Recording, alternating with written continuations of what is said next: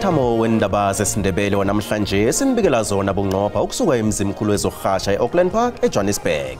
Asiniqalele ezikhamba phambili namhlanje. Masikakhuluma ngokuthi kuzowenzekelani ngabe siphazamisa uphenyo lwamaphoyisa. I can assure that police are working non-stop to make sure that the suspects are arrested. Amapolisa uGauteng abhudulana namadoda adumuzi abulala bongazimba abathathu abasebenza ukusiza abakhweli ematekisini. Abosomatekisi bathi bahlala bathukiwe. We support the 2025 fiscal framework and revenue proposals. Umholi we-IFP uvele Nkosini Hlabisa uthi ihlangano yakhe iyayisekela indaba yokukhutshulwa komthelo wokuhwebelana begodi izibophelele ekusebenzisaneni nombuso webumbano. This is one of the most important days, in my opinion, in American history. It does also exclude areas such as auto, which is calculated on the basis of the across-the-board 25%. Imakethe namhlanje bezibokaboka ngonobangela wokukhutshulwa komthelo wokuhwebelana eAmerika. IAmerika iyazigagazisa ngesiqundu sayo kodwa nasinomthelelo omumbi elizweni leSouth Africa. Ngomvulo omakhaza siyakwamukela mbukeli endabeni zesiNdebele lapha ku-SABC1. Akwande sitshaba sekosi.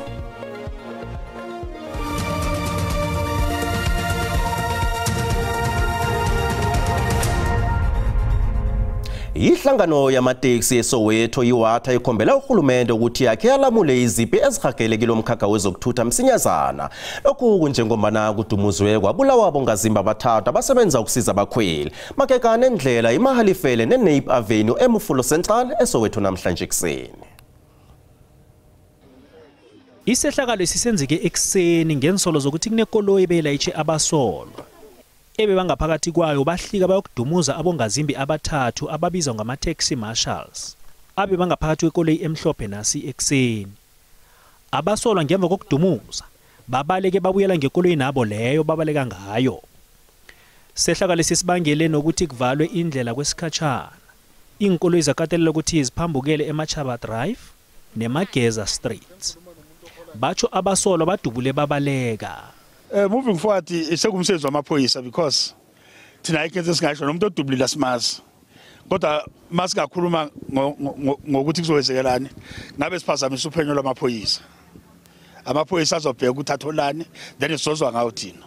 Amapolisa weGauteng akholwa ukuthi ngenzeka unobangela wesehlakalo lesi sihlobana nenturhu yamateksi.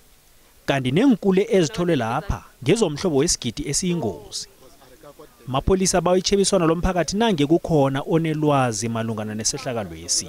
At this stage, no one has been arrested. However, I can assure that police are working non-stop to make sure that the suspects are arrested. Gauteng Police Commissioner Lieutenant General Mtombeni has raised concern about the issues of taxi violence in the area and ensuring citizens of Gauteng that this incident, no stone will be left unturned. Amapolisa asagade indawo le. Umengameli we-IFP uvele Nkosini Hlabisa uthi ihlangano yakhe isajamile esiqundweni sayo sokusekela isabelo semali somnyaka 2025 esiphasiswe yiParliament ngeveke epheleleko. Lokhu kunjengomana iDA neANC zisanganyisana. iDA beyavula icala ngokukhutshulwa komthelo wempahla, iVAT. I-IFP ithi isekela ukukhutshulwa komthelo wempahla ngombana ikholwa ukuthi ilizweli lihloka ukunzinza kunye nohulumende obekela abantu phambili. Ukukhutshulwa komthelo wempahla kusesindaba ekhulunywa begodu kunganasiqiniseko ngengomuso lombuso webumbano. Ihlanganiso obujameni besithathu ku-GNU i-IFP isajabile emagameni ayo malungana nesabelo semali. Umengameli wehlangano le uvele Nkosini Hlabisa uthi i-IFP bengavumelani nesiphakamiso saphambili sokukhutshulwa komthelo wempahla nge-2% kodwa na iyakusekela ukukhutshulwa komthelo wempahla nge-0.5%. Ihlangano le ithi izibophelele ekukhuliseni umnotho begodu ukholwa bona isabelo sizokwenza lokho. After careful consideration and having made our submissions and proposals of the national budget, we support the 2025 fiscal framework and revenue proposal.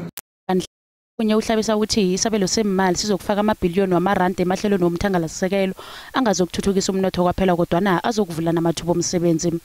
Uthi ukholwa ukuthi isabelo semali lesi siqalelela abahlaga kakhulu. Emphasize the need for prudent financial management. Kumba abaholi benhlangano abakhuluma kumbe inqundo ezithathwa yi-GNU. Kananyana uhulumende webumbana bogaboga nje njenganyana abanye basitsho uhlabisa uthi ihlangano yakhe izibophelele embusweni webumbano. Isekela likaMengameli uPaul Mashatile uthi isitshijilo esikhulu abaqalene naso njengohulumende kuqinisekisa bona konke kusebenza ngefanelo lapha ekhethu. Mashatile bekakhuluma esidweni sekuseni samabhizinisi ze-Ahmed Kathrada eJohannesburg. Sidlo lesi sibuthelela abaholi bamabhizinisi kunye nabosopolitiki bahlangene bazokukhuluma ngemraro amabhizinisi nabosopolitiki abaqalene nayo kunye nokujuguluka kwezinto elizweni nalisaqalene nemraro eminingi. Nakakhuluma ngokuthonyeka kwabasisi kunye nokungakanzinzi kwemmaraka ngonobangela wombuso webumbano ngemva kokubhalana kwe-DA ne-ANC, isekela likaMengameli uPaul Mashatile uthi basajamile ekutheni urhulumente asebenzele izakhamuzi zelizwe. That's really our biggest consideration. And we will discuss this morning to say how do we move forward. All parties in the GNU will be consulted because it's important that we don't lose time. South Africa has got many challenges and all parties must understand that we must put South African first. uMashatile uthi ngomuso lombuso webumbano lizokuvela namhlanje. Lokhu njengombana ikomiti yezemisebenzi ANC izokuhlangana ukuxoxisana ngamagadanga alandelako ngemva kobana i-DA ne-Freedom Front Plus ziphikise umbiko wesakhiwo semali wesabelo semali. uMashatile uthi nange i-DA ifuna ukuba yingcenye yombuso webumbano kufanele isekele isabelo semali. Money bills that are lined up coming. So now that they've not voted for the fiscal framework, it set the tone of what they will do with the appropriation bill, division of revenue bill. Those things are still coming. We will work with those who go all the way with us. We need a budget to get South Africa working. uNishan Bolton Ahmed Kathrada Foundation ugandelele isidingo sokurarulula imraro ekuhulumende wendawo khulukhulu eJohannesburg.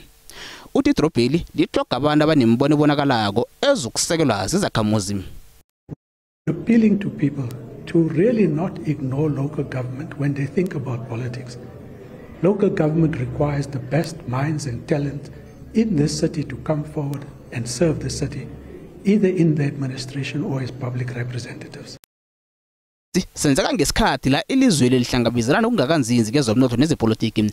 Ihlangano leyi iyingcenye yemkhulumisano hlangano nokhunye ukusekela iproject intando yeningi uAhmed Kathrada anikela ngempilo yakhe ukuyivikela. Kube lilanga elibudisi emakethe zamazwe ngamazwe. Kubangelwa kukhutshulwa komthelo wokuhwebelana iAmerica ekragele phambili nokuba nomthelelo omumbi emaketheni zokuhwebelana ephasini lonke. Iphasi lizilungiselela amandla amatsha ngombana ilizwe leAmerica lijukulula ubudlelwano bayo bokuhwebelana namanye amazwe. This is one of the most important days, in my opinion, in American history. It's our declaration of economic independence. Umengameli weAmerica uDonald Trump wenze isimemezelo esiyithwaya mlando nesikinye ubujamo bezomnotho nebezepolitiki ephasini lonke. Abanye bebalindele igadangweli kanti ukukhutshulwa komthelo wokuhwebelana kuzokwenza ukuthi AGOA ingasasebenzi. The US has defined its competition with China not just as a matter of economic competition but a matter of national security. So I think there's an attempt now to pivot towards the East, as they would call it, and also to engage much more on economic policy levers. Umengameli weSouth Africa walokha uThabo Mbeki ukhulume ngendaba le ngesikhathi akhuluma nenithunywa iveke epheleleko. The US under Trump appears bent on fully leveraging its outsized position within the world's trade, security and financial networks to coerce better deals. ISouth Africa nayo ayikaphunyuki ekunganyisana nokho. It does also exclude areas such as auto, which is calculated on the basis of the across-the-board 25% increase in auto tariffs to the US. Umengameli uCyril Ramaphosa naye uphefumulile ngendaba le.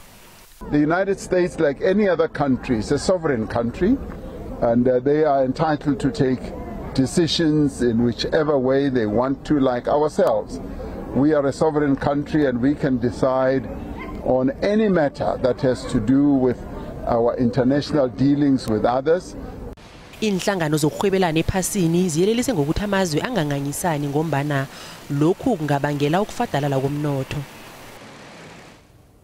Ukuhlonipha isikhumbuzo somlweli wenkululeko uSolomon Mahlangu, iANC nenhlangano esebenzisana nazo babawa ukuthi kuqiniswe ubudlelwano beNational Democratic Revolution ukwenzelwa ukubuyiselwa komnotho ebantwini abanzima elizweni. Umnyaka lo uthwaya iminyaka ema-46 solo uSolomon Kalushi Mahlangu alengiswa ejele lePitori eGoshimampuru.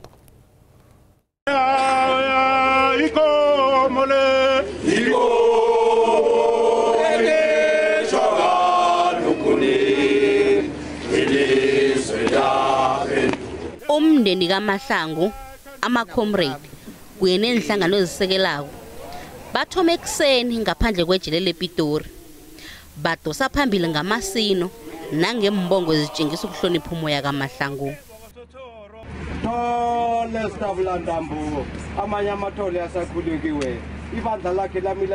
Qobe mnyaka umndeni kaMahlangu nama-comrade bamhlonipha ngokugadanga amagadango ama-52 akhanjwa nguMahlangu nabanye abalweli benkululeko imizuzu embalwa ngaphambi kobana balingiswe. Ama-comrade abumbene ngengoma emathuneni wemamelodi ePitori lapho uMahlangu alele khona. Isikhumbuzo esi sithomana nenyanga yenkululeko.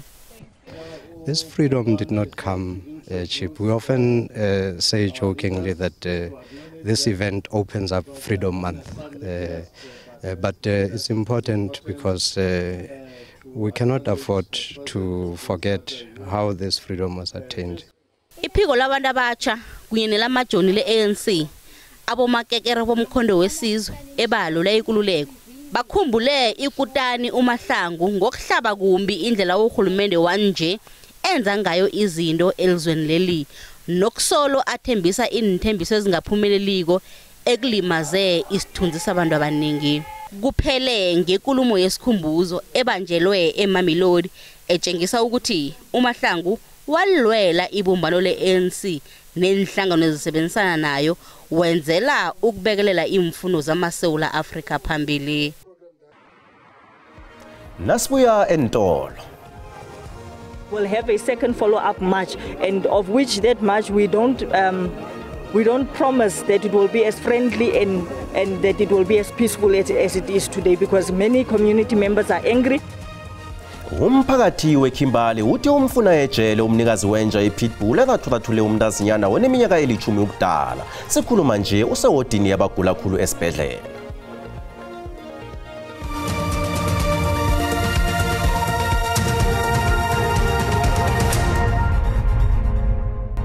Zisekhona indaba mbukeli kanina zikuphundileko uyazithola ku YouTube, SABC Plus, TikTok, X na ku Facebook. Mbukeli indaba elandela kule ihlahlathisa umzimba abanenhliziyo ezibuthakathaka bangachita. Izakhamuzi zeKhimbali zithi zifuna bona botsho umnikazi wenja yomhlobo wePitbull esahlele umntazinyana oneminyaka eli-10 ubudala ngeveke epheleleko. Bamatshele epolice station yeVedeme eGalishiwe namhlanje bayokunikela ngencwadi yenililo ebawabona kususwe wonke amaPitbull elokuthinile. Uriyatlehile Pitsogaye ulunywe iPitbull ngelesithathu.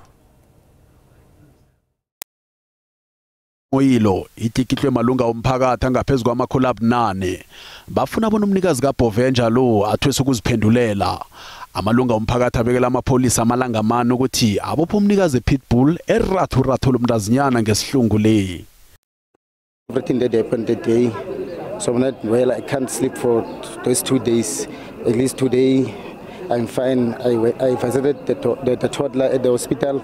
I saw her and the toddler is well. Awebe ihleli match le ithonyekile ithi umndeni womntazinyana ulivulile icala kodwa na akakho namunye obotshweko.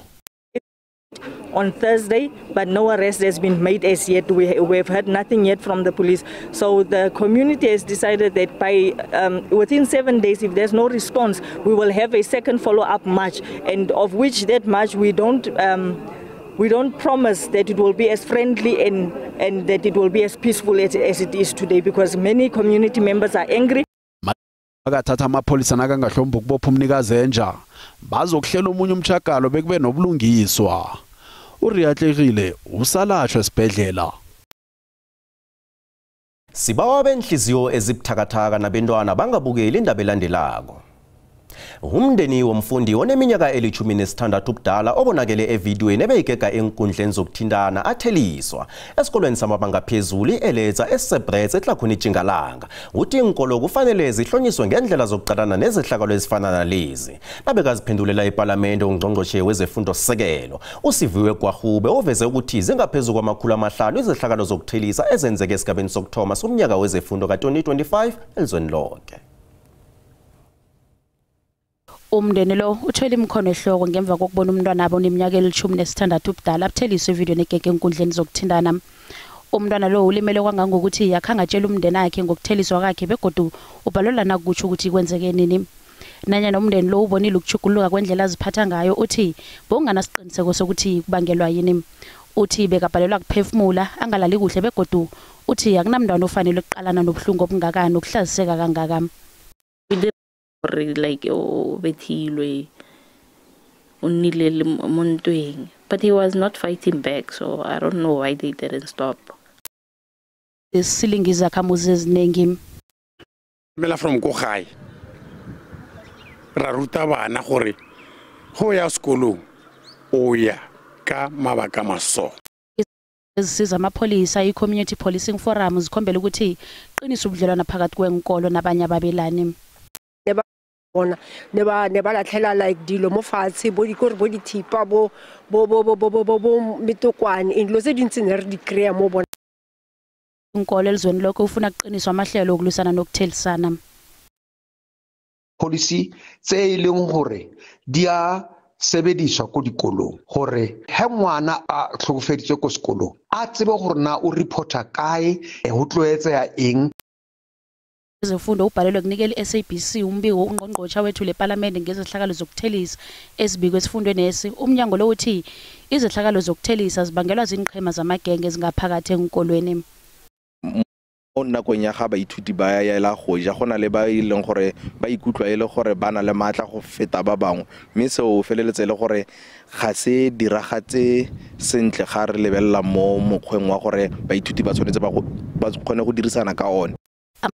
Esifunda thi yana majima okulisana nenqhema zamagenge enkolweni esifundeni esi. Kanti nanyana iphenyo liragela phambili kuthiwa batsho umfundo othelisweko le uchingiswe kwesinye isikolo. Ekhasini lethu leFacebook sibuze ngayo indaba le nakumbono wakho uyalandela mbukeli.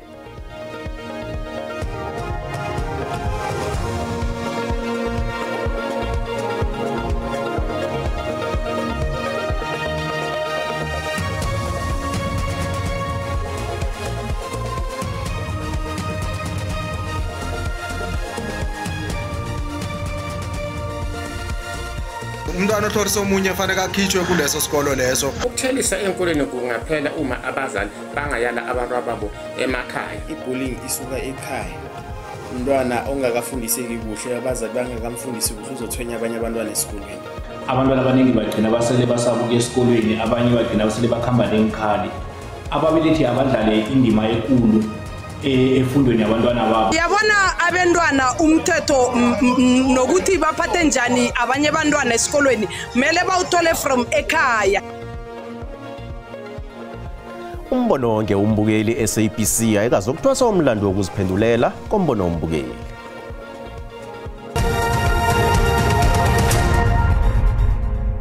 Ezimali iranda lehlile nalinganiswa nezinye imali ezinkulu.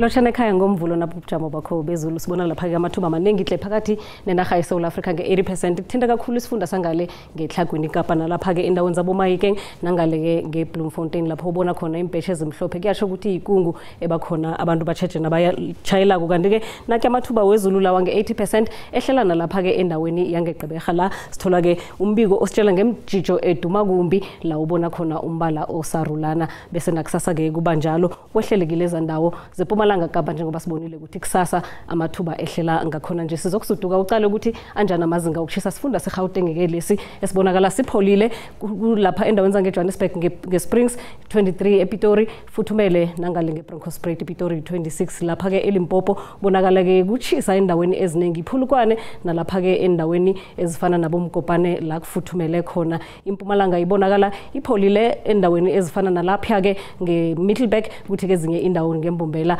nalapha esikhukhuza khona ke kuyachisa iKwaZulu Natal sibona ke iyachisa eRichards Bay noLundi ngezinye indawo ke kufuthumele iKokstadion ke ipholile nge23 ngemva kwamadina sibona lapha ke iPumalanga Kapa ipholile lapha kubo Willomo eKomani nge23 Malitswa ingathiba Makhaza pheze imini yoke imthatha nge27 kufuthumele lapha ke eTshingalanga Kapa eCape Town iMakhazana pheze imini yoke nalapha eCape Agulhas kuthi ke ezinye indawo kupholile lapha ke eNorthern Cape sibonile izulu linengihle iSpringbok 21 Kuruman 23 iKimberley 24 kusho khona ukuthi kufuthumele lapha ke esifundeni sange Freystata kupholile lapha eBloemfontein nalapha ke ezinye indawo eBethlehem nge21 sicale lapha ke isifunda sange Northwest kokugcina sibonakala sifuthumele nakhona kubonakele ukuthi amathuba wezulu maningi hle checha ke sibona negodu ngesikhathi esilandela kodwa